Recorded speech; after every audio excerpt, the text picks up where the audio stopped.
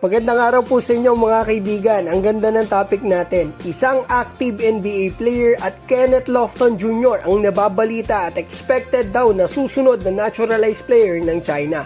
May isa pang nagpresenta na kahapon lang mga kaibigan. At pag-uusapan din natin syempre si Kai Sotto. Mukhang maganda ang developments ng kanyang ACL injury. Simulan po natin kay Kai Sotto. Diba ito yung update niya nung nakaraan, 1 month post-operation. Makikita natin baka sa mukha niya medyo parang minararamdaman pa siya. Pero ito mga kaibigan, in-update po niya tayo kahapon, 1.5 months. Ito mga kaibigan, tingnan natin yung ginagawa ni Kai. Nakikita natin sa mukha niya, unti-unti na po siya naging komportable. Tila parang mabilis yung recovery kaya maganda talaga yung naging recovery niya. Ito yung ginagawa niya. At nalaman ko rin po sa source natin na meron palang protocol na sinusunod si Kai at strengthening program under Coach Mel Lantin. Kaya pala maganda at mabilis yung naging recovery ng ating kababayan na si Kai Sotto. Ngayon, pag-usapan po natin yung China at naturalized updates natin sa kanila. Ito po yung part 2 ng nakaraang content ko. Maganda din malaman natin yung mga balita sa kanilang national team at galaw nila kasi sila talaga ang pinakakaribal, matinik na kalaban ng Gilas sa Asia. Hindi naman talaga New Zealand, Australia at lalong-lalo na hindi ang Japan na suportado ang mga players natin. Pwede pa yung Lebanon pero iba talaga pag China. So ito po yung balita na nakita ko kahapon sa isang Chinese website. Translate na lang natin. Isang player po ng CBA ang nagpresenta na para ma-naturalize ng China. Ito po ay si Troy Gillenwater na matagal ng import dito sa CBA. American import, 6'8" at impressive ang stats niya. Yun nga lang mga kaibigan, medyo may edad na siya, 36 years old. Kaya medyo alanganin po siya sa national team ng China.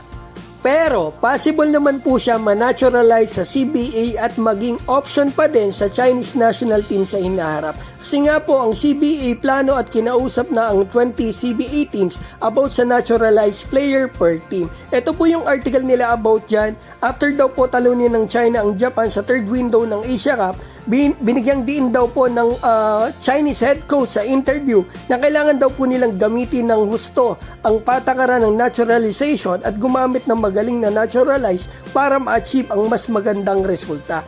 Kasunod daw po nito ay ang mga opisyal daw po ng CBA ay nakipag-ugnayan din sa 20 clubs ng CBA at nagplanong ipatupad na nga ang naturalization player policy ng bawat club simula sa susunod na season. At umaasa daw na makakatuklas ng mas maraming mauusay na manlalaro para sa Chinese men's basketball team. So next season pala, malamang may naturalized player na ang bawat team sa CBA kung sino ang magaling na naturalized siyang gagamitan ng China sa national team.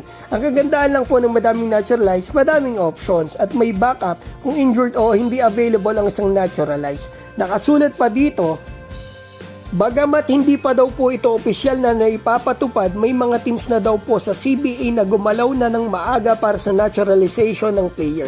At kamakailan lang daw po ay may kumakalat sa media na ang Liaoning team ay nakikipag-ugnayan sa isang active NBA player na gusto daw pong maging naturalized ng China at maglaro din sa Liaoning. Hula ko mga kaibigan, mga off the bench yan sa NBA kasi madalas po malaki pa ang sahod sa China kaysa sa bench player sa NBA. So ito po yung kadugtong niyang article.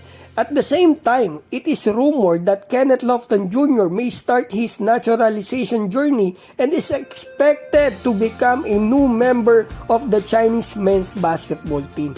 Mga kaibigan, mamaw po ang laruan ni Lofton doon sa China. Kita din natin sa stats niya at yan din po ang gusto ng mga Chinese fans na naturalized player. Ang hula ko doon sa sinasabing isang active NBA player na gustong ma-naturalize sa China ay baka po player mula dito sa Brooklyn Nets. Kasi palagi pong nasa China yung owner ng Nets na si Joe Tsai na kaibigan ni Yao Ming. Minsan nanonood pa nga si Yao Ming ng laro ng Brooklyn Nets. Kahit hindi na si Yao Ming ang chairman ng CBA, syempre, suporta pa din yan sa kanilang team.